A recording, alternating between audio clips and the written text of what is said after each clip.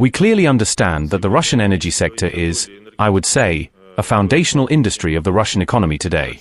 It is a driver of investments, a driver of orders, a driver of technology development. When talking about the share of energy in the gross domestic product, it accounts for 16 to 20% today, practically one-fifth. Russia is a global leader. Today, we supply about 17% of the entire global energy resources market. This includes oil, oil products, and gas, both natural and pipeline gas in the form of liquefied natural gas. In this regard, Russia has already reached the fourth place. This also includes coal, which is in demand, despite what seemed to be pessimistic notes a few years ago regarding this industry worldwide. Nevertheless, all these areas are actively developing, and Russia remains competitive. It is important for us to maintain this competitiveness and to develop new directions. The goal is set to ensure oil availability for 50 years, gas for no less than 70 years, and coal for no less than 100 years. Although these figures are much higher today, and we are incorporating these parameters in the energy strategy until 2050. We are currently preparing a major meeting with the President regarding the electricity sector, primarily including all these issues of maximum demand management differentiation. I would like to emphasize once again the economic mechanisms, such as increasing tariff differentiation, for instance, day-night, and introducing connection fee differentiation, depending on reliability levels. Because right now, any reliability level, regardless of the number of independent entries facility has, is paid at one price, resulting in the usage, for example, of the claimed capacity by consumers being on average below 10% over 5 years. We understand that we are burdening the energy sector with investments, including debt financing, yet consumers are not utilizing the amount they declared, but the system is in deficit. Therefore, we need to change this situation through economic mechanisms and eventually achieve significant economic growth on the infrastructure we have now created. Today, a meeting of the Coordination Council on the import substitution of oil and gas equipment was held. I would like to announce the results of the Coordination Council's work over 2 years.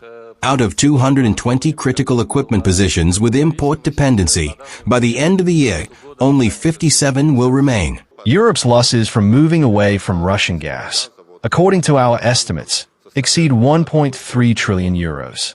Consequently, the cumulative effect of the OPEC Plus deal for Russia, due to the partnership with Saudi Arabia and other countries, amounts to 400 billion euros. Therefore, when discussing energy, we are indeed talking about significant numbers, yet many energy sectors are underinvested.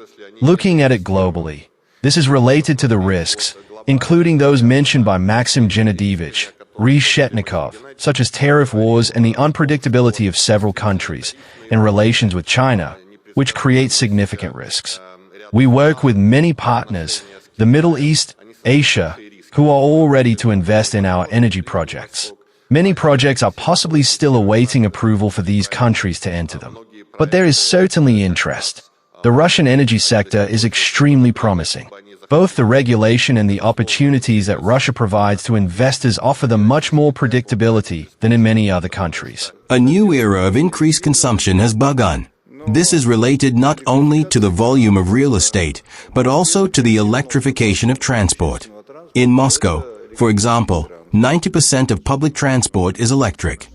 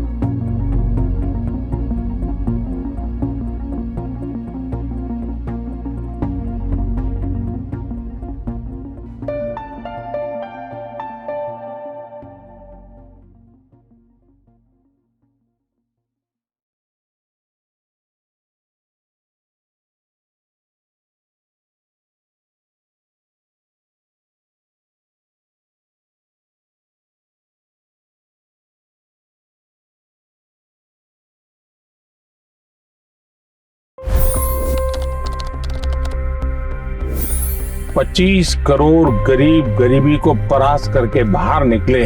For the good of our nation, let's work together and let's truly make America great again. The fastest news breaks. Requested PM saying that look, you will have to speak to Putin and to Zelensky. The biggest news makers. The relationship with India is probably the most important bilateral relationship the US will have for the rest of this century. The capital delivered quite an election result today. Expert analysis.